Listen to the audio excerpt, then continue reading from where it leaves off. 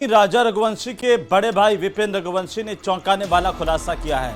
विपिन रघुवंशी की माने तो शादी के 2 दिन बाद ही सोनम राजा रघुवंशी की हत्या करवाना चाहती थी और यहां पर ये भी सामने आया है। उन्होंने बताया कि 11 तारीख को शादी हुई, 13 तारीख को ही सोनम ने राज और उसके दोस्तों को मैसेज भेजकर कहा था कि राजा को मार दो। इसके साथ ही उन्होंने मेघालय सरकार से हाथ जोड़कर माफी मांगते हुए कहा कि सोनम ने मेरे भाई की हत्या की और बदनामी मेघालय की हुई है।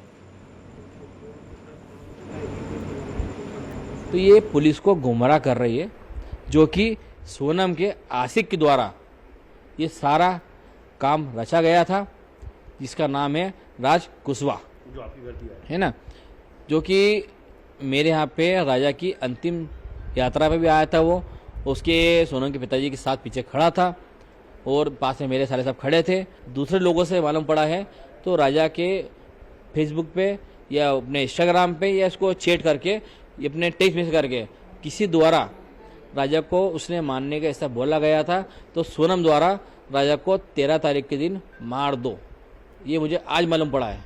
आसाम करीब सोनम जो है 2 बार जा चुकी है। ये सोनम ने खुद ने जिक्र करा था और सोनम के भाई ने भी जिक्र करा था। तो हम लोग पिछले साल ही हम लोग पूरा परिवार वहाँ पे गया था।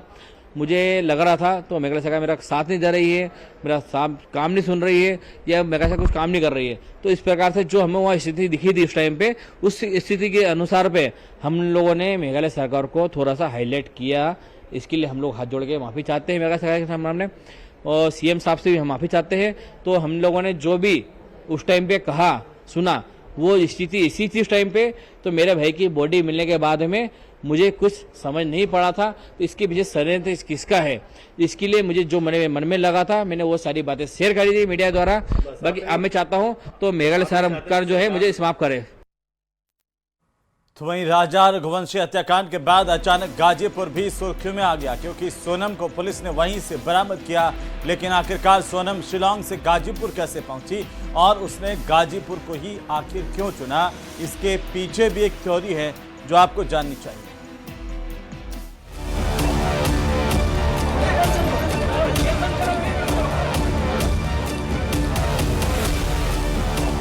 राजा रघुवंशी की हत्या के करीब 17 दिनों बाद उत्तर प्रदेश के गाजीपुर से आरोपी सोनम को शिकंजे में लिया गया। रात 2 बजे बदहवास हालत में सोनम ने इसी ढाबे वाले से फोन लेकर अपने घर बात की और सारी जानकारी दी, जिसके बाद सोनम तक पुलिस पहुंच सकी। लेकिन यहाँ सवाल ये उठता है कि आखिर सोनम ने यूपी के गाजीपुर को ही क्यों चुना? क्यों वो शिलांग से करीब 1100 किलोमीटर दूर आई?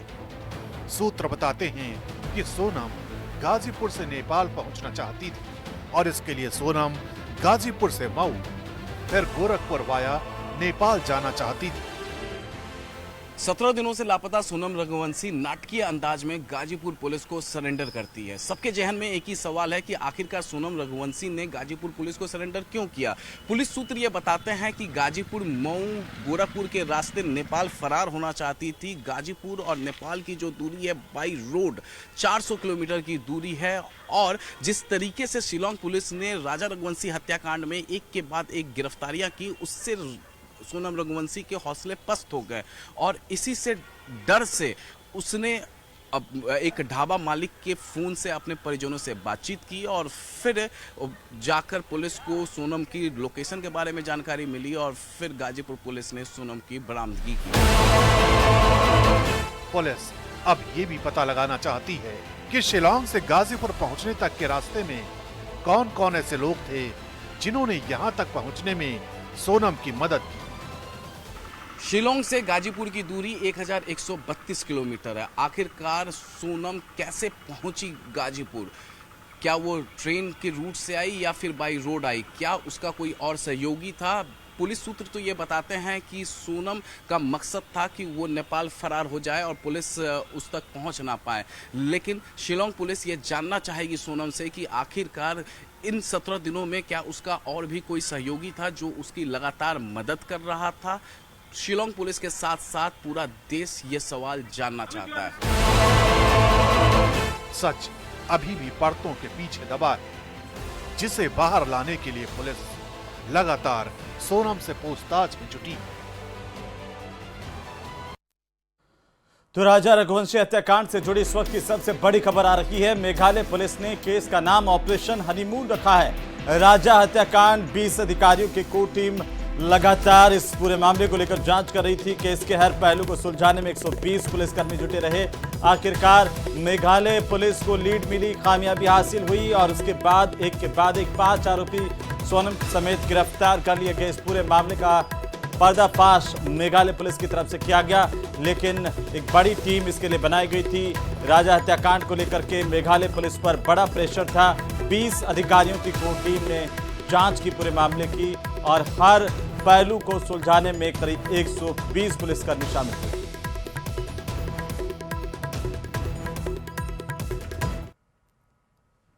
सर, जो बॉडी के पास से एक सफेद शर्ट और एक रेनकोट मिला था, उसका सच क्या है सर? उसको लेके बहुत सारे मिथ सामने आ रहे थे। सी फ्रॉम प्रिलिमिनरी जो इंटरोगेशन रिपोर्ट्स आई है, तो we know that it belongs to one of the assailants. It does not belong to Sonam.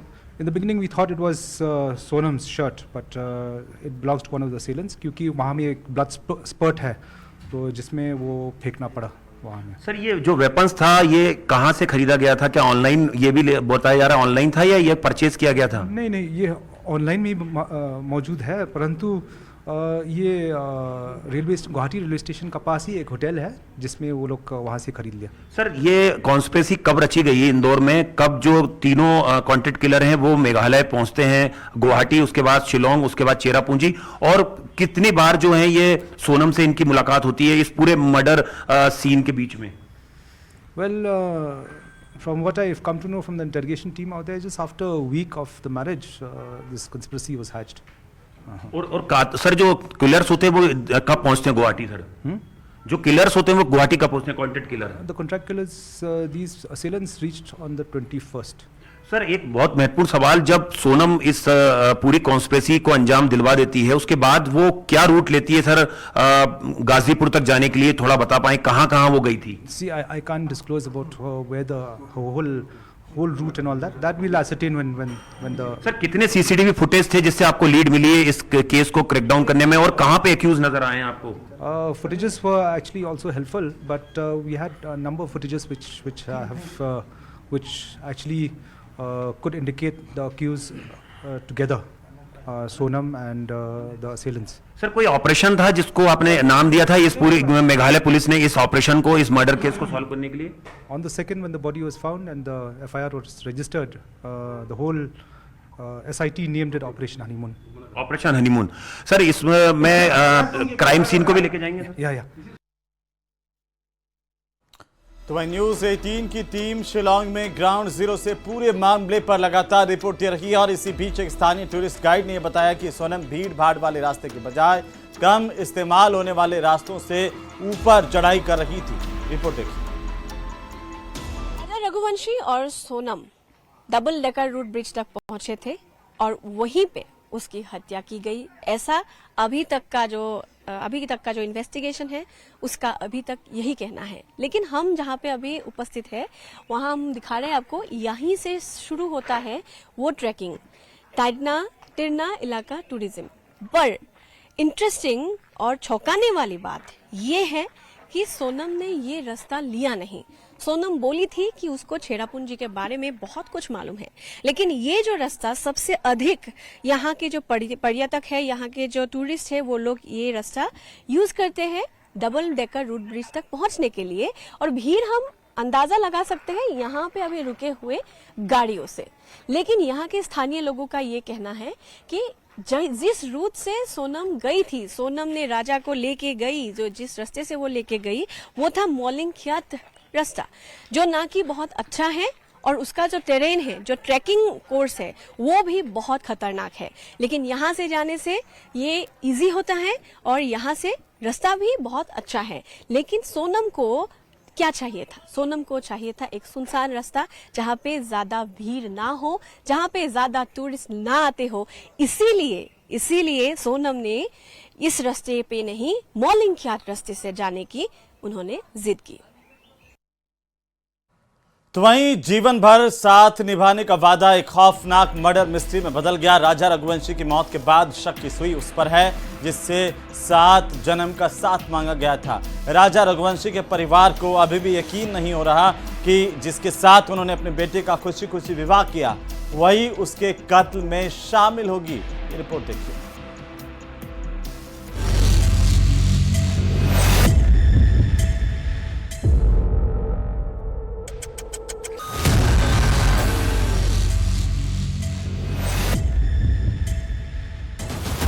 Shillong की ठंडी हवा में राजा की मौत की कहानी अब गर्म बहस का मुद्दा बन गई है। जिसे 7 फेरे लेकर घर लाया गया, अब उसी सोनम पर हत्या की साजिश का शक गहराता जा रहा है। सोनम की सास और राजा रघुवंशी की मां को अभी भी यकीन नहीं हो रहा है कि सोनम राजा की हत्या में शामिल है। दर्द में डूबी मां सवाल कर रही है कि अगर सोनम को ऐसा ही करना था तो बच्चे को छोड़कर चली जाती, लेकिन यहाँ तो हमेशा हमेशा के लिए राजा रघुवंशी को अपने परिवार से दूर कर दिया गया। अब सोनम कह रही है मेघालय पुलिस की बातों की जो भी खुलासे हुए हैं, सोनम कह रही है कि मुझे फंसाया जा रहा है, मैं बेगुनाह हूँ। सोनम कह रही कि मैं बेगुनाह हूँ, तो ये साजिश किसकी है? साजिश किसने रची, किसकी है? ये इतने लोगों को हमको तो पहचानते भी नहीं है।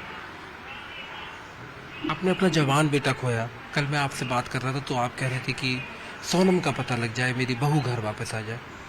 हाँ, मैं यही बोल रही थी, मेरी बहू घर आ जाए, वापस आ जाए मेरी बहू। मगर अभी तो ऐसा चल रहा है ना कि सोनम ने ये करा, सोनम ने वो करा, सोनम इससे मिली थी, सोनम उससे मिली थी। तो आगे क्या करे? सोनम नहीं है तो कौन है ये? कभी इल्म हुआ, कभी आपको एहसास हुआ पूरी शादी के दौरान? एक माँ तो मतलब माँ की नज़र बड़ी पैनी होती है, बेटी को भी देख रही थी, अपनी होने वाली बहू को भी देख रही थी आप, कि ऐसा बहू ऐसी हो सकती है? नहीं, मैंने कभी नहीं सोचा कि मेरी बहू ऐसी हो सकती है। मेरे को तो अभी तक भी यकीन नहीं हो रहा है कि सोनम ऐसा कर सकती है, और ऐसा करा तो सोनम ने क्यों करा? मेरे बच्चे को क्यों मारा, क्यों मरवाया, किससे मरवाया? मैं तो यही चाह रही हूँ कि सोनम ने अगर ऐसा करना था तो सोनम उसको छोड़ के चली जाती, या तो शादी करने से मना के देती। तो ये साजिश कितनी बड़ी है, किसने रची है? मेरे को तो अभी भी ये समझ नहीं आ रहा है कि यकीन नहीं हो रहा है कि सोनम क्या चाहती है। जिस रिश्ते की शुरुआत रजामंदी से हुई वो अब रहस्य बन चुकी है। राजा की मौत ने सिर्फ एक बेटे को नहीं छीना, उसने पूरे परिवार का विश्वास तोड़ दिया है। सुनिए राजा की भाभी की जुबानी, जो राजा को अपना बेटा मानती थी। यकीन तो अभी भी नहीं हो रहा है कि सोनम ऐसा कर सकती है, लेकिन अगर ऐसा कर सकती है और अगर उसका हाथ हो, उसका हो या लड़के का हो, किसी का भी हो, लेकिन कातिल को सजा तो मिलनी चाहिए। और जैसा मैंने मेरे बेटे जैसे देवर को देखा जिस हाल में, उस हाल में मैं उस आरोपी को भी देखना चाहती हूँ, चाहे वो आरोपी कोई भी हो। सोचिए उस बहन के दिल पर क्या बीत रही होगी जिसने चंद रोज पहले ही अपने भाई की शादी का जश्न मनाया था, अपनी भाभी के आने की खुशियों में डूबी थी। वो अब सवाल कर रही है उस औरत से जिसे भाभी कहा। 7 फेरे सिर्फ रस्म नहीं, 7 वादे होते हैं। मेरे भाई ने सोनम रघुवंशी के साथ 7 फेरों के साथ 7 जन्म का वादा किया था, और आज वो 7 दिन नहीं रह पाई उसके साथ। ऐसा क्या किया था मेरे भाई ने जो उसको मार डाला? अगर तेको नहीं पसंद था मेरा भाई, कोई और पसंद था तो भाग जाती, मारा क्यों उसको? किसी का भाई, किसी का बेटा क्यों छीना? अब शक की शक्ल साफ नहीं है। क्या सोनम वाकई मासूम है, या ये मासूमियत महज एक मास्क है? क्या राज कुशवाहा अकेला गेम प्लानर है, या वो सिर्फ सोनम का मोहरा था? ये केस अब भावनाओं से नहीं, सबूतों से हल होगा। लेकिन एक बात तो तय है कि जिस घर में सोनम बहू बनकर आई थी, अब उसी घर में उसका नाम हत्या के जुर्म में लिया जा रहा है। तो कहते हैं कि जिस चेहरे पर आप आंख बंद करके भरोसा करें वही आपकी जिंदगी का सबसे बड़ा दुश्मन अगर निकले तो फिर आखिरकार इससे बड़ा धोखा क्या हो सकता है। राजा रघुवंशी की मौत का सच जब सामने आया तो ऐसे ही सवाल लोगों के जहन में उठ रहे हैं। आप रिपोर्ट देखिए।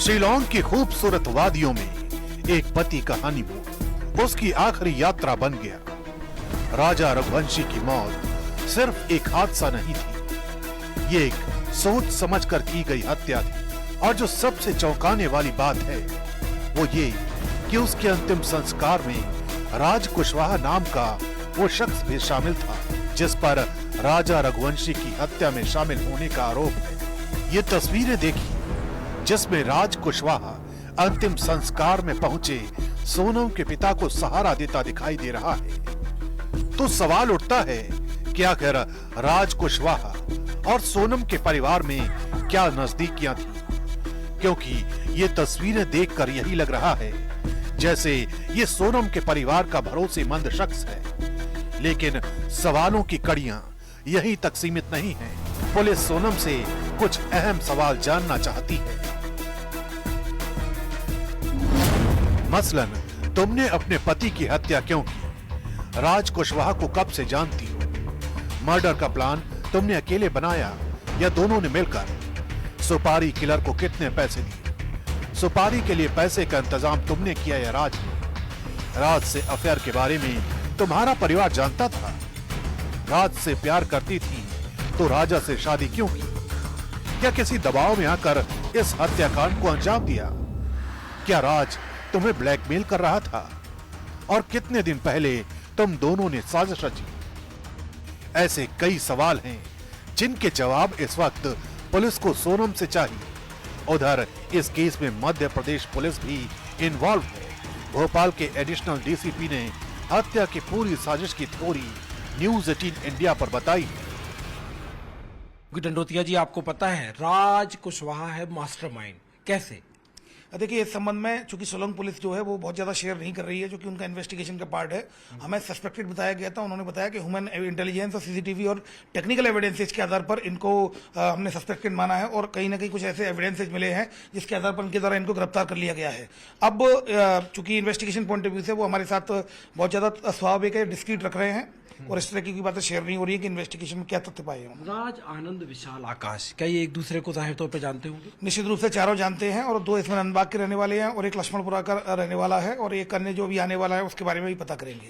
सोनम किसको जानती थी? ये इसमें अभी इस बात में भी चूंकि सोनम से अभी बात नहीं हुई है उसको, चूंकि जैसा कि आपको सुबह से लगातार आपको अपडेटेड है कि वो गाजीपुर में जो नंदबाग थाना है उसकी पुलिस ने उसको रिकवर किया है। जिसने कंधा दिया उसी के साजिश में शामिल होने का आरोप है। राजा रघुवंशी की हत्या में उसका अपना अतीत शामिल था, पत्नी सोनम और प्रेमी राज कुशवाहा। अब सवाल उठता है कि अगर राजा रघुवंशी और सोनम की शादी के चंद रोज में ऐसा क्या हुआ जिसकी वजह से राजा रघुवंशी की हत्या कर दी गई?